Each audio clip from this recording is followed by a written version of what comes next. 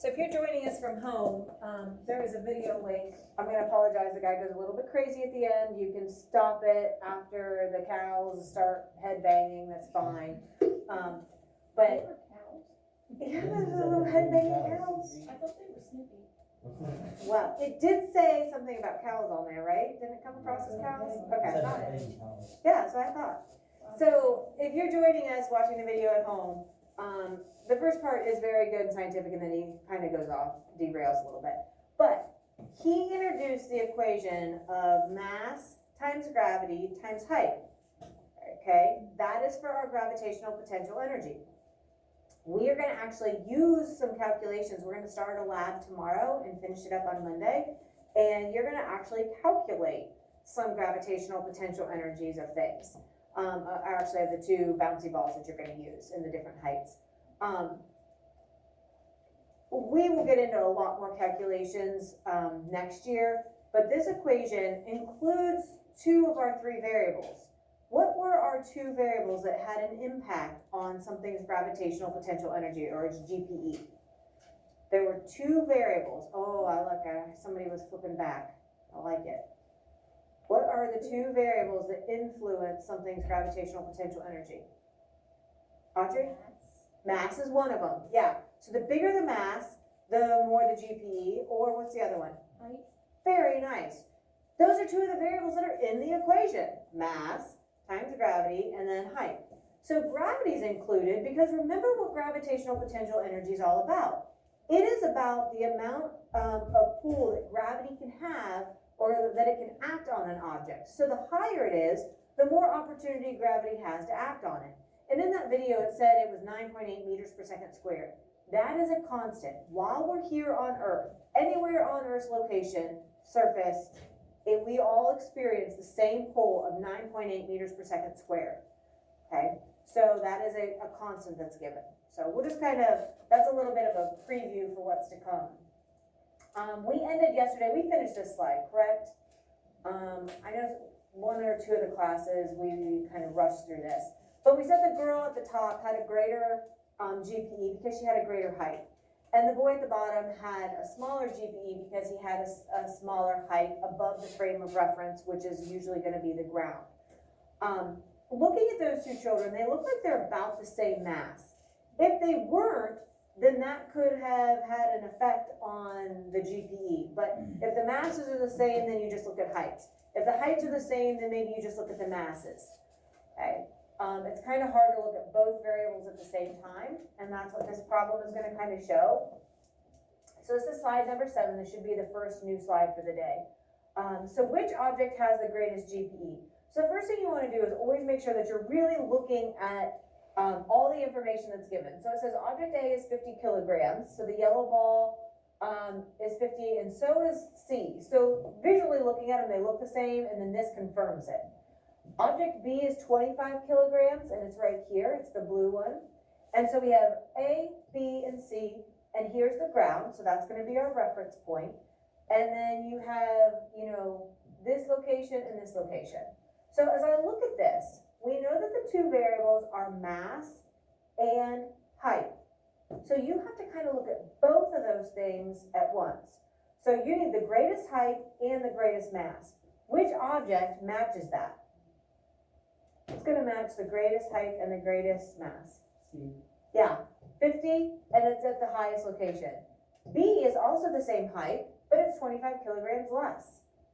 All right, so the heights are equal, but the masses are different. Here, the masses are equal, but the heights are different, if you're looking at the two yellow ones. So you just have to be careful like what you're looking at. The lab that we're going to do tomorrow is going to kind of show that. You're going to be given a small bouncy ball and a large bouncy ball. And they have different masses, okay? So obviously the large one's going to have a bigger mass, the small one's going to have a smaller mass. You are going to take those two different masses and you are going to drop them from 3 different locations, 3 different heights, and you're going to try to see which one has the most energy. All right, so it's going to be kind of related to this. So we're actually tomorrow going to be testing 2 things at once, which we're like, whoa, we're not supposed to change 2 things at once. We're doing them separately, but it's all going to be in the same lab. So we're kind of cheating the system. not doing all one thing and doing that, and then doing all another thing and changing another variable. So we are kind of changing two variables at once tomorrow, kind of like this, but we're looking at them separately, so it makes it okay. There's ways to cheat the system. All right, so C has the most GPE, just like Rory said, because it has the greatest mass and height. Not just the greatest mass and not just the greatest height, but both.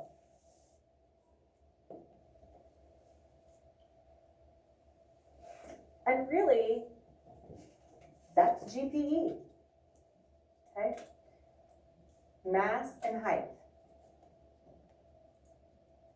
All right, let's look at our second form of potential energy, and that is elastic. Remember, we're going to abbreviate a lot of times. The potential energy is just PE.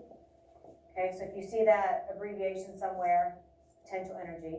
So this is the type of potential energy that an elastic object can have when it is either stretched or compressed. So stretch is pulling it, compressed is pushing it like a spring. I need to get a rubber band here real quick.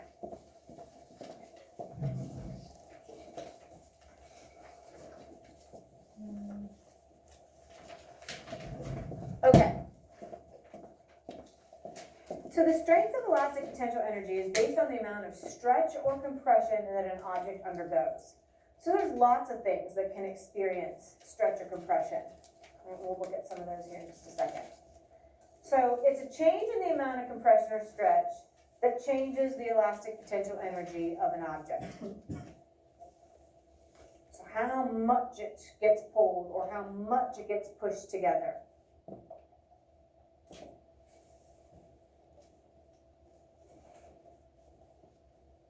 You doing okay seeing over there? Okay.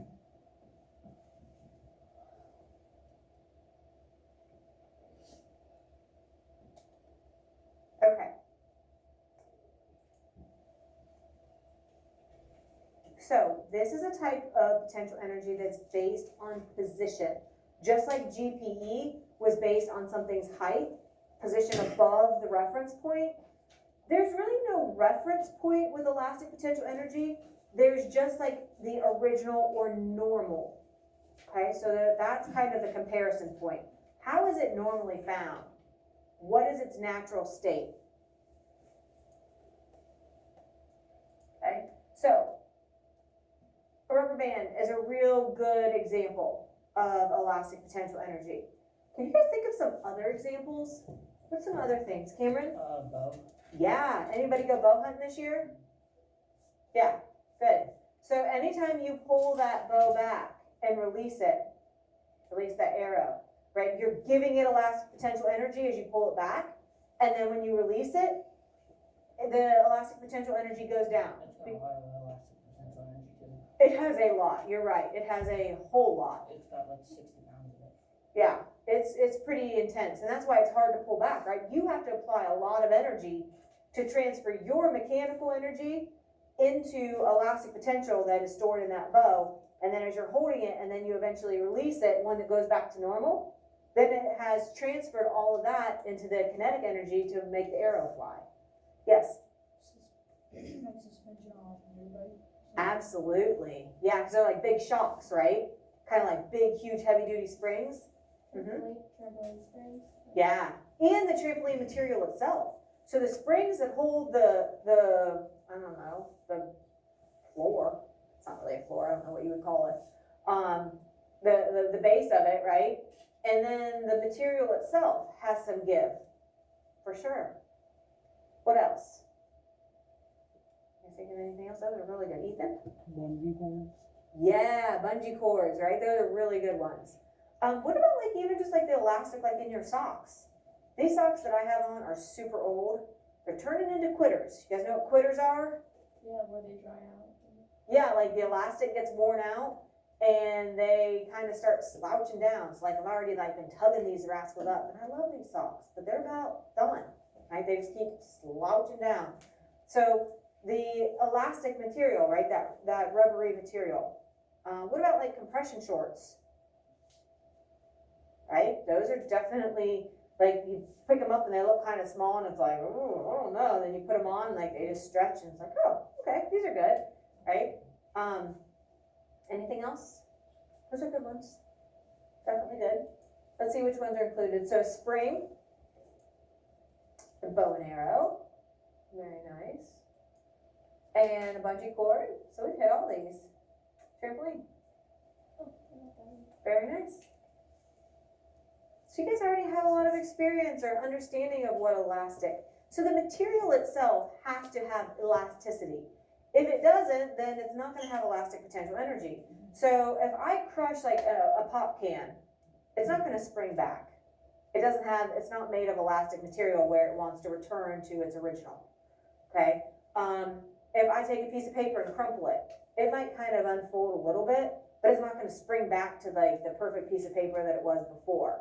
So sometimes you have to think, is the material that we're talking about even elastic or have elasticity? And if it does, then you can kind of start looking at the potential energy involved. Do you have a hand or? Yeah.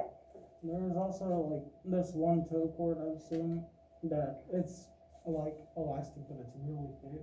So that when you could take off of your car and yank the other one out and it won't hurt your car or the other one, it'll use that. Yeah, I've seen those. Those are really cool because they do look like a regular old tow strap, but they have a little bit of elastic material in it. Not a lot where it's gonna like, be too much slack, but it gives you just enough that it takes some of that pop out. Yeah, that's a great example. Really good. Yeah, we need one of those. I'm always getting stuck with something. All right, very nice. Okay, so here is, and I think the idea of elastic is pretty basic. Here's where we're gonna get into trying to help you understand with the potential energy. Tristan, you had your hand up?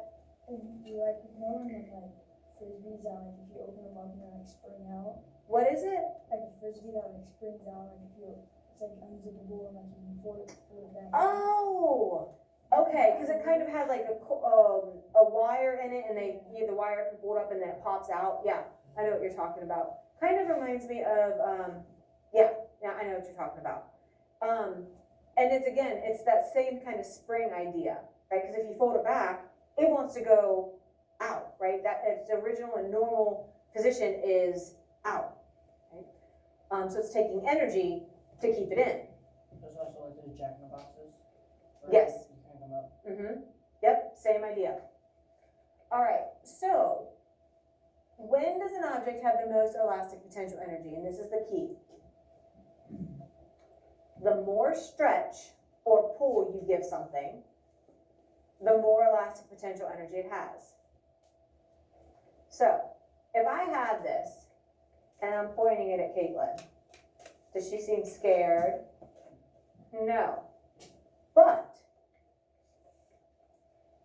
Yes. her face looks a little bit concerned, like, oh no, Mm-mm. I'll hit both cam No, pins you at won't. once. Bam, bam, right?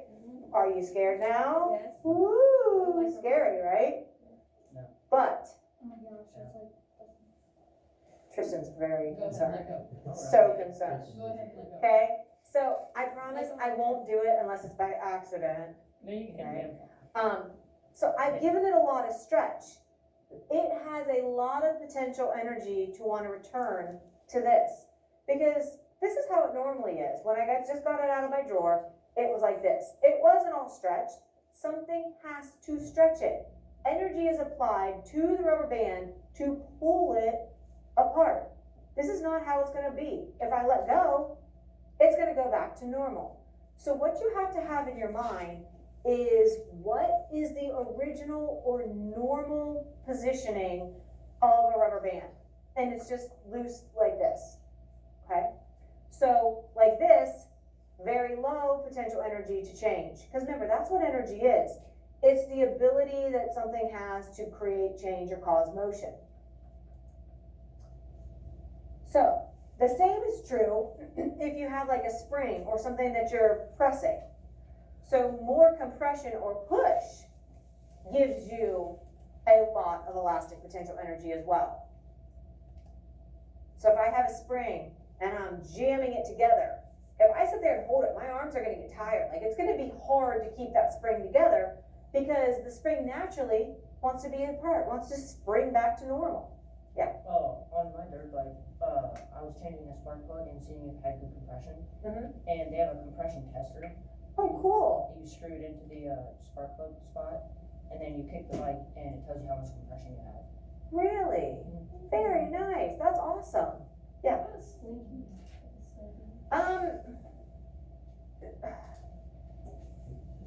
The shape of it gives it some energy, but it's not exactly elastic, okay? It's gonna just kind of be, gravity kind of acts on it more, or you can pull it or shake it, obviously, but you're still having to apply energy. It's not naturally just going back to something. So it's kind of like that, because it's built like a spring, the shape of it, but the material of it is not, if that kind of makes sense. Are there rods with, like, there's always a big springs? The springs that like are along the track and stuff, yeah, any type of spring for sure. It's another reason, like, with that, like, why, when you go to do like a car suspension, you gotta be real careful, cause if you were to undo the one in the, like the bolt in the control arm and then you just pull down on the thing, it'd most likely just freak out and pop straight out. Oh, yeah, That's why you gotta have special tools to be able to, like, compress. the kind of spring. monitor it, yeah. Yeah, that makes sense. What about like tires? Cause you can like push them down, but then they go back. Okay, so kind of like bouncy balls, right? They can deform, but then they come back quickly. That is a form of elastic potential, because if you give enough pressure or enough force to push down on it, as soon as you release that, then it comes up. Or like if you bounce a ball, when it reaches the surface, just for that short instant when it's touching the surface, it's gonna deform and then it's gonna return. And that return is actually what kicks it back up. So like if you have like a solid plastic ball and you drop it, it's not gonna bounce like a bouncy ball, because the bouncy ball has that elastic material, that rubber. And so as it lands, it's gonna deform and then kick it back up. The plastic ball is just gonna hit and pretty much stop. Like it might bounce a little, but it's not gonna rebound real high. And we're gonna look at this tomorrow. When I go to the gym for gymnastics, we do all of our time on a sprinter. Yeah, and it makes you feel like you're a superhero, right? Like you're just like flying, cause like you can like hit and you're like, woo, you go real high. Only really great back handstands, but that's it. Yeah, it's a fun, I remember when I used to do gymnastics, like you could feel it and it was just like, whoa, like you just felt like super like powerful. Because you were getting that extra force from, you know, the spring. Or like even like landing on like those springboards, you know, like if you're jumping onto like the pommel horse or, what's that? Mattresses, sure, because they have springs, most of them, right? Yeah, so yeah, you guys have a really good understanding of what's going on, for sure. Okay, so more pull or more press, depending on the item that you're talking about, right? The more they are away from their natural position, think of it like this. The more you stretch or compress an object, the farther you're moving it away from its original and natural position. So that will give it high potential to move back to normal. Everything wants to be in its normal, natural state. And because of this, it has high potential to want to try to get back there. Yes? About like the clipping magnet behind you. Yeah, there's a little spring in there. That's why when I push it, it stays, but when I let go, it goes right back. Okay, because some plastics will have that kind of elasticity to them. Not all, but some of them. Yeah, very nice. So that's how you have to think of it. What's normal? Is it in that normal? Then it wants to stay there. Something has to be done to it to make it change. Just like inertia, right? You have to apply a force to make it change. Okay? It's gonna stay this way until I apply the force. Rory, that's what you get for not having your binder. Hit him. Right? Hit Cameron. So, You know. the less stretch or compression, the closer to normal, so it has low potential to change. That means it has low potential energy. Because remember, energy is all about causing change or creating motion. So if this is normal, it's just gonna stay this way. Low potential to do anything. Now, as soon as I change its position, now it has high, I don't know if I can hit Marcus all the way over there. Now it has high potential to want to return back to this. So I'm gonna beg you, do not try to memorize this business. You will get yourself so confused. High, low, I don't know. Like, it'll just be so overwhelming. Think about it logically. Think about what you know. This is how our brain normally is. That's the way it wants to be. So it has low potential to do anything different. This is not how it normally is. It wants to get to normal. High potential to make that change. Okay? So if you look at this, and this is kind of nice to see. So here's two pegs and you have a rubber band. That's how my rubber band, right? It would just hang right there. And then I spread the pegs apart a little bit, and then a little bit more, and then a little bit more, and then a little bit more. Which side, the left or the right, has high potential to return to normal?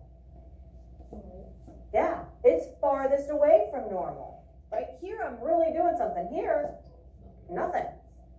Original, normal.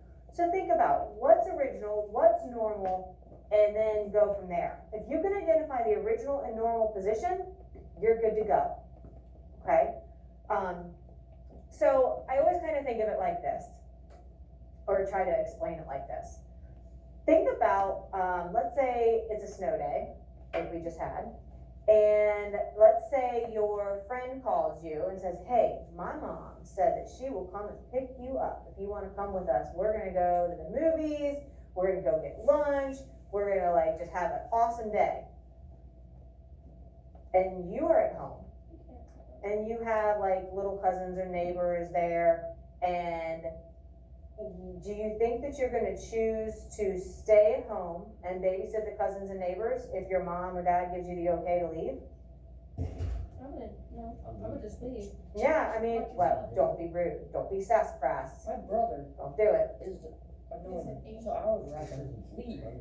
Okay, so are you going to choose to be where you'd be happy and like you would choose to be? Or are you going to stay in a situation that is not normal and like you don't really want to be there? What are you going to do, Audrey? I would babysit the little cousins and siblings because then I get paid. No, money's off the table, you're just having to do it. Not yourself, that's what No, I would get paid for it. All right, so let's say the majority of us would choose to take the friend's offer, right? That is how you'd be happy and satisfied, right? Being at home with the little cousins or neighbors or siblings or whatever, and you having to babysit the little monsters while everybody else is busy doing stuff. Not like your happy, normal, excited situation, right? So, you hanging out with your friend and having a good old time, you have low potential to leave that situation, right? If you're at home babysitting, you have high potential to want to leave that situation and go hang out with a friend. Okay, so if you kind of think of it maybe like that, sometimes that helps. Right? Think of the situation you want to be in, and that'd be like your normal. You have low potential to leave that awesome situation, having a great day and be like, you know what, best friend, I think you need to take me home now. I need to go home and babysit. Who's going to do that? Nobody, not unless you get told you have to do it, right? So, this is the happy, stable situation. You're having a great time with a best friend. Here is you wanting to get out of your babysitting situation and return to the awesome situation with the best friend. Something happened to me like that this summer. Uh-oh. I wanted to know if I wanted to go to the pool with him, and I had to babysit my brother. Dang, And my No. mom, you had high potential to want out of that situation, didn't you? on my mom's side, I couldn't. Yeah, and you know what, sometimes we as adults need you older kids to step up and help. Like, that's just the way it is, like, They say that all the time. be like, hey, it's not my kid. I didn't want this little brother or sister. I know, it happens. Okay, so looking back at this example, so here's the free length, meaning this is how it is normally, the original and natural. Here's where it's compressed. Which one has high potential to change? Very nice, the solid one, right, where it's compressed. It's being held there. not just gonna be that way naturally, it's that way because something is pushing it down. We can't see what that something is, but something's working on it, okay? This is the normal natural position, so this is how it's gonna naturally be, and this is the happy state. This is with the best friend, this is having a great old time. Low potential to change. High potential to change here, this is like being stuck at home babysitting. Okay, all right. Well, let me get my clicker here. Another one here. Circle the spring with the most elastic potential energy. So here's the original and natural position. Here's where the spring has been compressed. Which one is going to show high, is that what it asked? Yeah, the most elastic potential or high potential to change. When this hand lets go, which one is going to have high potential to move? Which one? Yes, the compressed. I think you said at rest. I'm like, yeah, dang masks. Compressed. Very good. Because as soon as you let go, your hand is holding that. So you let go and that block's going to get shoved. High potential because it is far from its original position. So circle the one on the right. Again, it's because the one on the right has more compression, which means it has more potential energy because it wants to return to normal. It wants to return to if you think of original as like the happy place, it wants to go to the movies with the best friend. Are the movies even open? No. The one that's Sorry. on Philly, it is. Is it? That one like sucks. Nobody likes it. No. The Rat Palace? No. Okay, let's, we have one video. That's what we always called it. All right, so this is gonna mix in gravitational potential energy and elastic potential. I love the Road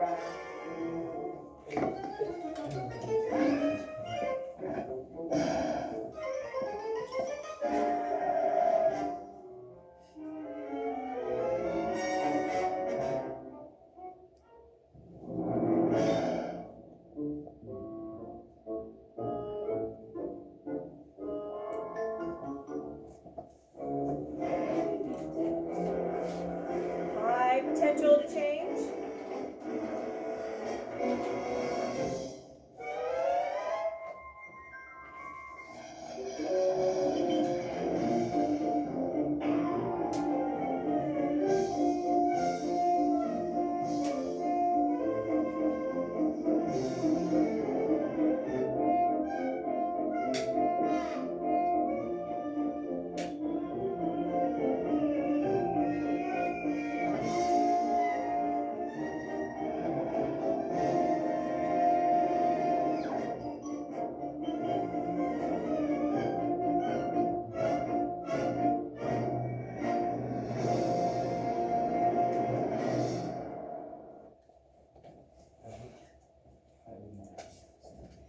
Alright.